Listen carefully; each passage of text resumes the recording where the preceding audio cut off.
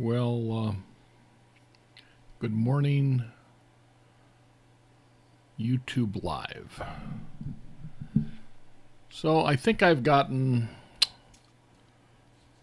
much of the ATEM Mini Extreme figured out. And the difference between this and the ATEM Mini is significant. There are 8 different inputs on this versus 4 on the ATEM Mini. I've got, as far as out of the 8, I've got 6 HDMI connections to various devices. It has a multi-view output screen that I can watch on my TV that gives me live snapshots of all the camera inputs or the video inputs, and some other clip art and some other features.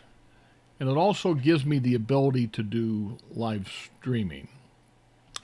Now I think that the difference is I use the codecs that's inside of the ATEM Mini Extreme, which are similar codecs that are in the ATEM Mini Pro, which I didn't have the Pro version. The difference between the Pro and the non-Pro version is the ability to stream. The Extreme gives you that Pro feature. So that's the capabilities. So it's got picture-in-picture, so you can select the picture-in-picture that you want. There's a palette area. You can connect it to clip art such as this. I can make it smaller.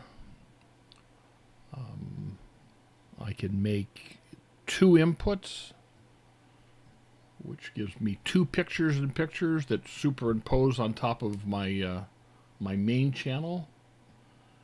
That I'm not sure when I would use that in practice, but I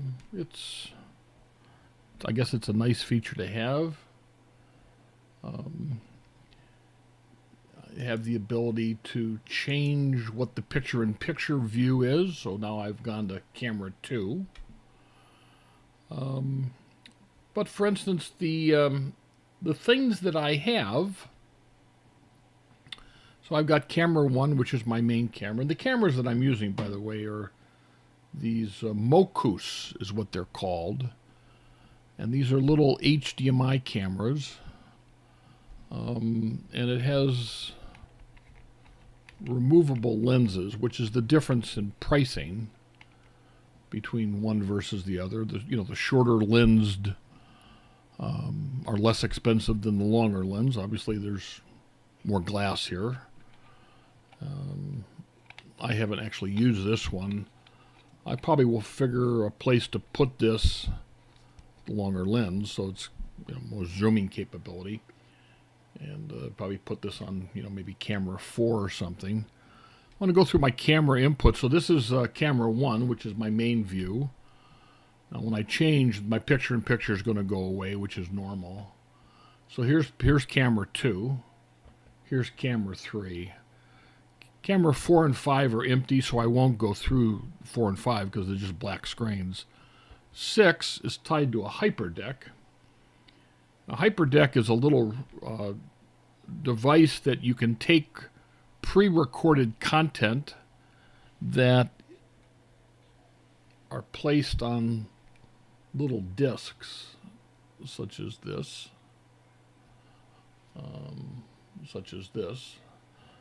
And it's got 2 of them, so I've got only 1 is inserted. And videos that you've created by other devices, whether it's the iPhone or a GoPro or whatever it might be, you then can convert that to a format that is usable in this device, and then you can play the content of that. Now, if the content has audio, you can turn that audio on, such as this. And now that audio should be. Analog folks are up here making audio fun of from us. A recording that's actually already on YouTube that I did, and so it's already. There's the thing that I uploaded, but the net result of that is that you can have. You see where the dish is. And of course, the audio is mixed, so I've got my mic audio turned on, and I've also got the audio from the stream turned on. Panel antenna so that's right above that, and then content to the back, there's a single looking like a station master.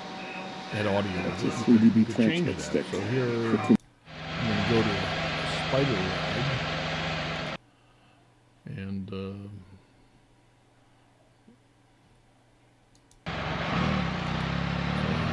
that. And that's audio that's coming there from that, and as well as the mic audio. So that's kind of a nice feature. I'm going to turn off the audio from the hyperdeck. Then I'm going to. Here's camera 7. Now, camera 7 is a computer, and I can team view into that. Let me do that. And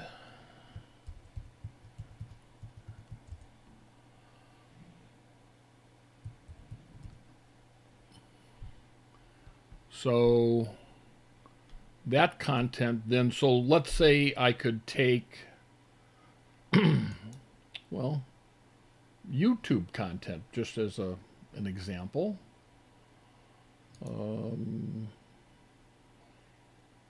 So here's some YouTube content that are things that I'm interested in. And of course you can see that my live stream, which is right now, is there because it goes to my account. But if I wanted to,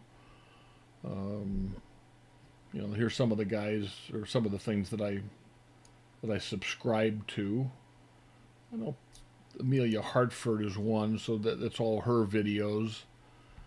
She's a car gal. I got a lot of car content, and I won't play this stuff because I don't think I've got permission to do that, and I don't want to get anybody in. I don't want to get in trouble. But auto vlog and Key and Peele and so Ham Radio TV, and then the other one, Northwest Ham Shack. This is something that I participate in quite a bit, and this is a guy that's up in Washington State, and we meet on Zoom, and then he feeds the Zoom content into YouTube, and then it's also connected to the radio systems, and it's connected on all over to via Wires X and the YSF reflectors and All-Star, and we typically get the live broadcasts are typically I don't know, maybe 25 to 30 people that are watching, and it's posted up on YouTube for people to watch it after the fact. I don't really pay a lot of attention to how many views this stuff gets. And then my last input is a little ATV receiver for digital that monitors or is tuned to the W6CX ATV repeater, which is up on Mount Diablo. I've got a little beam that points at that. And if there's content that currently this is just an image that is kind of frozen into the receiver. It's the last image that it saw, and it remembers that.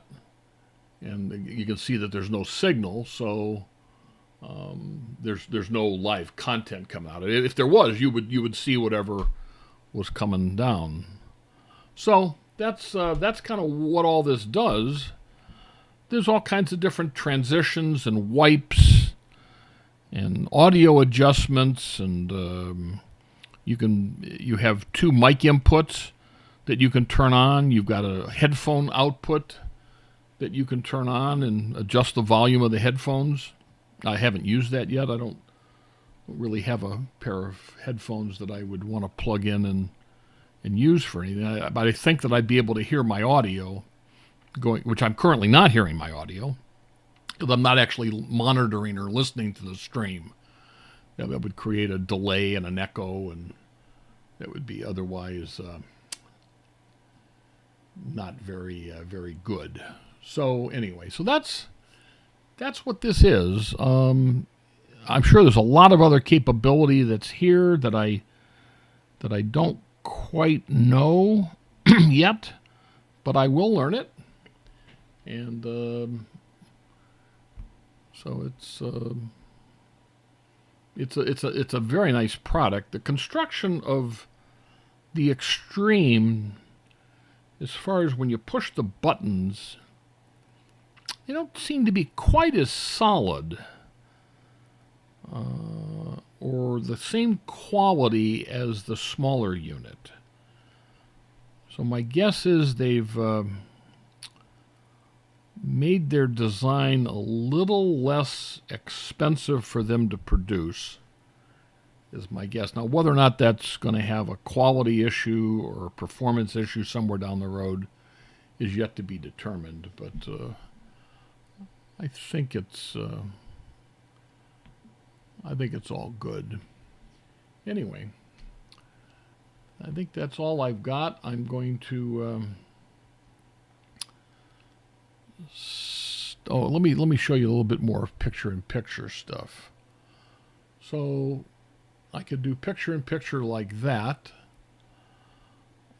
which is just another camera input. I'm going to the control software itself, which I find it to be easier. I can go to Media Player, and I can collect, or I can move the media that I want, which is media is a still picture, and so I can show that, and I can change the still pictures just by dragging them. There's 20 stills, and I can drag them over and create that kind of thing.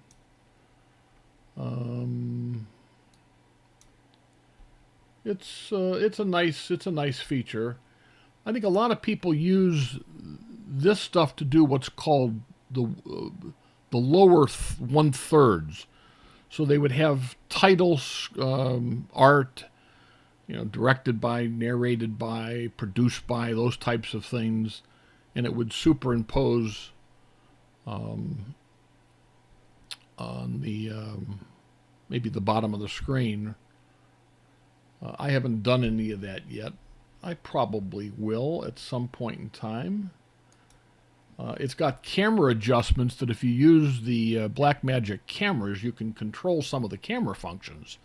I think you can control color balance and focus, and even if if you have a pan and tilt camera, you can do some of that kind of thing with the software, the control software, the ATEM Mini control software,